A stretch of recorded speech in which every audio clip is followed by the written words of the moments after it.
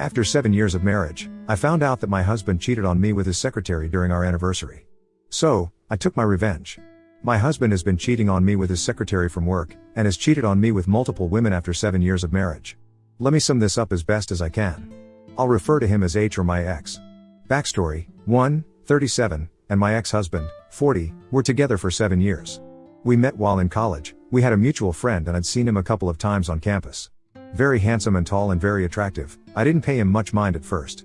He seemed like trouble. Before him I'd never been in a relationship before. I was a very shy, awkward person, so I kept to myself often, and had few friends. We met for the first time at a mutual friend's party. Although we got introduced, we didn't talk till when I started online dating. At that time in my life, I thought it was time to let go of all my fears, put myself out there and meet someone. I didn't have much luck in real life cause of how shy I was, and so I turned to one of these dating sites, with maybe a little shame for resorting to it. Some hours later, after setting up my profile and looking through prospects, I stumbled on his profile on the site. I thought it was some kind of sick joke or something, cause honestly, he didn't seem like the single and searching type. After a lot of contemplating, I got the courage to message him. He didn't respond immediately, and after a day or two of waiting, even lost hope waiting on a reply, he finally replied. He remembered me from the party. We got along really well, we had a lot in common with each other, more than I thought. How we both had cat allergies, loved punk rock. I didn't particularly push for anything to go offline at first. I avoided seeing him on campus too. But eventually, he asked me out on a date and he seemed a nice enough person after getting to know. We ended up going out for pizza. H was the perfect person for me, sweet, gentle, and the kind of guy that you could take home to mom. Everything was natural and easy. After 2 months, he asked me out officially. In our relationship, we didn't have many issues. He was just a really great guy in general, very funny too. We were together for 2.5 years, and immediately he was done, he popped the question. He asked me to marry him. And I said yes. I finished college and we got married. He had saved up enough money. We bought a house and moved to Lakeside, California to settle down and start our family. I started training to be a marriage counselor after college. It was something I was passionate about, helping lost couples find their way back to one another. And after a year I was qualified to lecture others on how to cure a troubled love life or mend a broken relationship. He was a manager at his uncle's consulting firm's branch here in Lakeside. Our marriage was a very solid one. We loved and respected each other, with no abuse, no distrust. We maintained a very active bedroom lifestyle and all. I've never really had any reason to doubt H in the past. He was faithful and true, so I believed. I didn't snoop on his texts or socials. Not that he actively maintained those things. Our first daughter was born 2 years after we got married. We were so happy and excited to be parents. He was a great dad and a wonderful husband. To all appearances, my ex and I had an ideal partnership. Everyone knew us as this happy couple on the block. Most of our issues started after we had our second daughter. For one, something between us had slipped away. We had stopped having regular sex. I thought it as a normal thing in any long-term relationship for the physical side to slowly wane, and tried to persuade myself that there was more to our marriage than sex. Now I know that I was just oblivious to the cracks that were developing. Things got worse. H had become very distant. Again, I found another excuse for it. I thought it was just him trying to meet up with his job and the stress of it all or something. He was always talking about how he was working his ass off for a promotion to senior manager, how it would better our lives, travel more, coverage for the kids and stuff. There was also a change in the way we talked. We didn't talk much, and to me we barely even saw. We used to talk a lot about everything and anything, and he loved making me laugh all the time. But all that seemed to just fade. I did my best to reach out, but he had put up this wall. I couldn't understand what was going on with him. And since we didn't talk much unless it was concerning the kids or bills, I asked him a lot of times if he was okay, and he'd say yes. And it was the stress of his job or some excuse. Then there was the fact that he was always running out or had no money, knowing he wasn't a lavish spender. He didn't buy fancy clothes or shoes, and he certainly wasn't buying them for me either, but he was always out of money, always asking for gas money or borrowing an extra $50. We had a fight one time about it. He got all defensive and said he'd spend his money any way he saw fit and he had friends and other responsibilities as well and I was being selfish. I realize now that those were the first signals that I should have noticed that he might be having an affair. I knew something was up but I didn't think it too serious to be an affair. Looking back now, I wonder how this could all slip by me. The bitter irony, of course, is that I am a relationship counselor, giving couples advice on how to avoid affairs. Yet all the time, infidelity was going on right under my nose, and I never spotted it. I felt very alone and a little depressed at this time, helping people cure their marriages but not being able to figure out what was wrong with mine. He wouldn't talk to me so I didn't know where to even start. Caring for our 2 children all by myself because he'd always come home late and blame it on traffic or his car breaking down, one excuse to the other. The kids rarely saw him. The real twist of the knife has to be how naive I'd been for so many years. He had changed much and developed new odd habits. He picked up smoking, which he absolutely hated. He had an abusive stepfather, he hated the man and everything he did, and he was a heavy smoker. I was concerned, just assumed it to be men and their issues, when it was really the habits of someone else rubbing off on him. He preferred to be out any chance he got, like he couldn't stand his own family anymore. Wedded so many fights about it. When he came home from a little drunk, from drinking with his friends, I'd quiz him about what he'd been up to. Whether any women had shown him any interest, stuff like that. He was always adamant that nothing of that sort had happened, even when he was drunk. It didn't cross my mind that he might be lying. I knew we were going through some issues which I thought to be normal marriage rough patches. I took his word as assurance enough. Occasionally I'd rifle through his pockets looking for evidence and check his shirt collars for lipstick stains and whatnot. I didn't find anything. I guess that's why I was taken in for so long, because my ex never struck me really as a Jack the Lad type. He is not a flirt and he doesn't come out with cheesy chat-up lines and all that. In short, he does not fit the description of men I have known to stray. It just goes to show that there really is no type, and you never really can tell. I found out about the infidelity for the first time one night before bed. When he got out of the shower, I was reading a book in bed. I noticed a bright red mark at the back of his neck. I almost missed it, but by God, there it was, all the confirmation I needed. It was a hickey, faint, but there it was. We got into a huge fight and I told him I'd leave him. I was fed up with his shit, the neglect, and the way he was acting. If he didn't love me anymore, he could leave. And if and when he wanted to be with me and be a family again, I'd be waiting. He became very sad and remorseful. I guess it was only because he was caught. He begged and pleaded to be better. He called it a stupid mistake. He had too much to drink when he was out with his friends and hooked up with a girl he met in the bar. It was stupid and he shouldn't have done it. Although we made up, deep down, he had broken my trust and I still suspected him to have told a half-truth. We made up, and he promised to support me and be a better dad. I agreed, with the condition that we had to talk more and see a counselor. I was sure that if I could get him to talk things over, maybe I could inject some desire back into our marriage. It went well on the first day. It was great seeing him open up. We had long, deep conversations about what we wanted from the marriage, and about our personal needs and from each other. I felt as if we were getting somewhere and making progress. I felt closer to my ex than I had in years.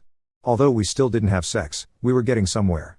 The days went by and slowly we couldn't make time to go anymore because of his job, and he slowly started to slip back into the old him, back to his old routine. There was no doubt in my mind that he was cheating now, although I couldn't prove it. I just had this feeling in my gut that he was having an affair with someone and not some one-time fling with a bar girl. I got depressed, and I started to read and follow a lot of cheating stories on Reddit. The more I followed, the more I started to see some similarities between him and some of the men in the stories. It got worse. I started to think maybe there was no coming back from this or saving our marriage. I thought about divorce.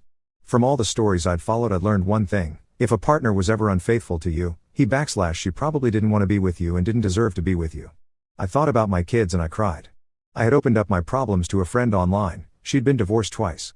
When I told her what was happening to my marriage, she suggested I hire a PL. It was the fact that I couldn't confirm for certain that he was cheating on me that really tore me up inside. And a pie could clear that up. She said she could recommend a good divorce lawyer if I wanted, and the lawyer could arrange a good pie for me too and could draft me a pretty solid lawsuit. I told her I'd think about it. I was still thinking about what my friend online had said when one afternoon, a friend of mine called me. We grew up together and she lived not too far in San Diego. She and her husband came to our wedding and are very good friends of ours. She called to just check up on me and the kids. After a little catching up, she says my ex was looking mighty fine last week and that I was doing a good job taking care of him. I asked her what she meant by looking mighty fine and she says she saw I&H at the mall in San Diego having lunch. You were in town and you didn't call me. You're such a bad friend, and that she had waved but I didn't notice her. She said she thought we were on a date or something and we looked so cute. She didn't want to interrupt us and she liked my coat, which she said was a Dior chestnut, shearling style coat. I was very confused, but it wasn't rocket science. Clearly, it was my ex and his AP. I told her I wasn't at the mall and didn't have that kind of coat. She was quite confused, and I asked if she was sure it was H she saw. She confirmed and she even went on to describe the exact shirt and pants he wore and they fit the description of what he wore that day. She also described the lady a little. She didn't see her face much but she had blonde hair. Guess he had a thing for blondes. I'm blonde. She asks if everything is okay. I told her not to mind and thanked her for calling. Then immediately hang up and call H. I ask him who he was at the mall with in San Diego last week, and he acts confused and says no. When I got so mad, I called him every vile name in the book and he wasn't fooling me with that BS. I told him I hate him and am fed up with his BS. If he wants to screw the whole town he could get on with it and he could go to hell. He comes home very late that day and we don't speak to each other for days. Days turned into weeks. He didn't show any remorse or apologize for his behavior. He acted like everything was fine and hadn't done anything wrong. My fears were true and I cried for days. I didn't want to leave or get a divorce cause of my kids. I thought a lot of his AP, who she was. I had a head start though from my good friend. She was blonde. I thought about all the blondes that we knew, many. I was tired, this wasn't living.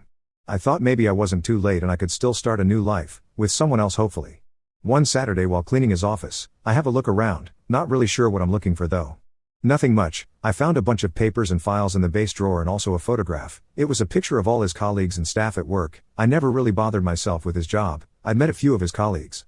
They were great guys. Nice people. I was just about to drop the picture back when I notice a woman at the far end of the picture. Nothing striking, just I noticed she wore in the picture the same coat my friend had described to me, a Dior chestnut shearling style coat, although she had red hair. I looked her up in their company portfolio and got her name. I searched her out on Facebook and found her address. Also, she had dyed her hair blonde.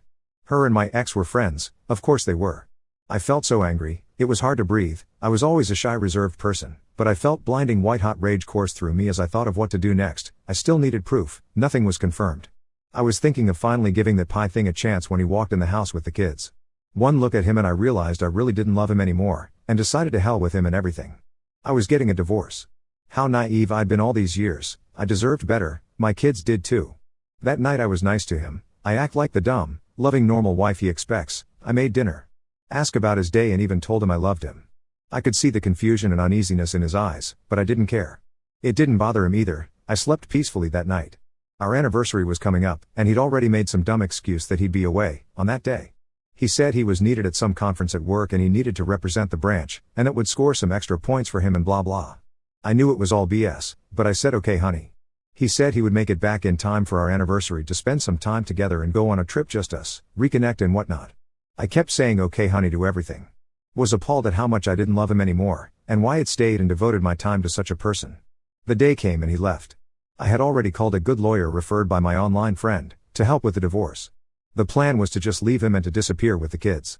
But that suddenly didn't feel good enough. I wanted him to know I knew what he had done, and he wasn't playing me as much as he thought he was.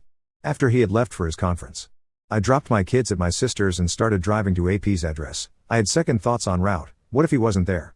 And was I going too far, and what if it was all just one big misunderstanding? I got to the address and when I saw his car parked in the driveway, all thoughts cleared. I could see them through the living room window, making out on the couch, and finally proceeded to the bedroom, where I lost them. I took pictures and videos. I had enough video and picture evidence, the lawyer had said, that would help to sue. I went home. Packed up all my things, prepared the kids, packed all their things, and moved out of the house. I had all the photos printed and a flash full of all the videos in a file on the kitchen table. Looked around one more time, cried a little, and left. I moved away back to my hometown, to my sister's place. I emailed the evidence to everyone we knew, even his work colleagues and staff. It spread across the town like a fire. We were town gossip for the next weeks, the counselor getting a divorce. Town gossips were having a field day. I had arranged for him to be served immediately after he got home. My phone buzzed all day and night. He'd left so many voice notes, pleading and begging me and telling me to stop messing around. To blaming me for everything that happened between us. I had my sister and friends with me to console me. I'll always remember what they did and how they took care of me and my kids. He tracked me down to my sister's place and demanded to see me, but they didn't let him and threatened to call the cops. He called me every vile name and said I'd ruin our kids' lives and cost him his job and everything was my fault. We finalized the divorce after 2 months. I got the kids, nice alimony, and child support. I still stay with my sister. She and her husband have been good to us and wouldn't even hear the thought of me leaving and getting a place. The videos I sent were everywhere and AP had to quit her job out of shame. Also turns out her boyfriend got a peek at the video too. I didn't know she had a boyfriend. He was a large, rough-looking man, looked like he belonged to a biker gang or something. Anyways, he wasn't pleased. I saw a video on Facebook one day. It was a confrontation between AP's boyfriend and my ex. It didn't go so well. The result? H having a black eye and the police looking for AP's boyfriend. As much I enjoyed him getting what he deserved. I couldn't laugh. Cause he was in a pretty critical state, he'd broken a rib. But at the point of writing this, he's doing okay. Still texts and calls to apologize for what he'd done. I feel sorry for him. Now on to the next story. Story 2. Discovered that my wife cheated on me with a friend. Years later, her life is a mess. Around the time my wife cheated, we had been married for around 15 years. We met in college, got married, and started having kids a few years later. I never thought anything was wrong, which I am sure some people roll their eyes at, but I mean it. Things seemed fine. We'd get up in the morning together, have breakfast with the family, and then go about our day until coming home in the evening. Then we'd have dinner and spend some time together as a family. Our intimacy hadn't changed at all. Sure, it was nowhere near the level when we first got married, but it still was pretty good for a couple who had been married as long as we had. I think if my wife had shown some signs it would have been a lot easier to digest, but she didn't. Even after all these years, I still can't see any signs. Maybe she had put up a mask for me that was so good I was unable to see through it. The only reason I even realized something was going on was because of my kids. They happened to see mommy kissing her friend while I was at work one day. All of the kids were under the age of 10, so it was really difficult for them to see it. When I got home, they innocently asked me what was going on. I can't tell you how hard it was to keep up a facade for my kids, but I did. My response was to smile at them and tell them I'd talk with their mother. That night I did just that. My wife was taken aback. She said the kids were mistaken and she was just giving her friend from work a hug. He had dropped something off for her, is what she claimed. It's crazy how genuine my wife sounded. I almost wanted to believe her, but I knew my kids wouldn't make something like that up. Plus, it wasn't easy to confuse a kiss with a hug. However, I let my wife think that I believed her and decided to go to old school. I hired a PI to find her. We had the money, so I figured it was a good way to make use of it to get proof. Within 2 weeks, I had my evidence and presented it to my wife. She didn't have much to say then. All she did was cry and cry, going on about how the coworker she was seeing was her soulmate. It wasn't planned, of course, and just happened. At that moment I knew my marriage was over. There was just no way I could stay in a marriage with a woman who cheated on me, called my kids liars, and tried to make it out as if they were the bad ones. If I hadn't hired a PI, she probably never would have even told me the truth. I had to start the divorce process. She did beg me to stay but eventually slinked off to go be with her app. We had an amicable divorce and custody agreement. It was split custody, but the older the kids got the less they wanted to go over. They understood what their mother did once they were old enough. Never did I say anything to them about it or talk bad about their mother because in the end, she was their mother, after all. When they did get older, I tried my best to answer the questions to the best of my ability. It got to the point where my kids didn't even want to spend time with their mother anymore. She did take me to court, but by this point, they were of age where they could choose if they wanted to go over or not. They didn't, so the judge said it was out of her hands. If my kids wanted to stay with me full time and not visit their mother, then so be it. My ex was not happy with this and blasted me over social media as one does, but I ignored it because it was beneath me to pay any attention to it. By this point, my ex had remarried to her app and had a kid with him. This was probably another reason why our kids didn't want to go over there anymore. It felt to them that they were being replaced, at least this was what I suspected to be the case. Up until our kids turned 18, my ex tried her best to get them to come see her, but it was to no avail. Once they went away to college, she couldn't use any more legal means to try to force them to see her, even though it didn't work anyway because the judge wouldn't force it. The years passed. My kids graduated college, got married, and had kids of their own. I was thrilled to become a grandfather for the first time. It truly is different from being a parent and gives you a great opportunity to spoil them rotten. At some point, my wife stopped trying to get into contact with our kids but started up again after her husband died. She only had one kid now with a deceased husband, but they weren't planning on having kids anytime soon. Her only chance at having grandkids was to be around the ones we shared. However, our kids still wanted nothing to do with her. I don't know if my ex-wife wanted to brag about it on social media or wanted a relationship with our grandkids because she genuinely wanted it.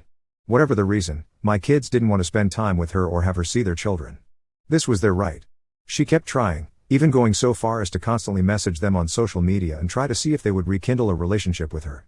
If she had left things well enough alone and at least apologized, which she never did, I might add, to them, then it might have worked in her favor, but my ex was never great at thinking that far ahead. So, she's missed out on a lot of special moments with our grandkids. I remarried myself a few years ago and my second wife has become more of a grandmother to my grandkids than their biological grandmother ever has been. They barely even know of her existence. She's now quite lonely because after news of her affair came out, my ex lost a lot of her friends and even some of her family members. They turned against her because they didn't like what my ex had done to me. We never had any issues with each other and still reached out to me now and then. I wasn't as close to them as I once was, but we continued to talk to each other a few times a year. While I have a rich family life, my ex is now a bitter and lonely widow. From what I have heard, even her child with her deceased husband isn't very close to her. They have distanced themselves from my ex for some reason. I didn't care to know why, but I could come up with a few reasons.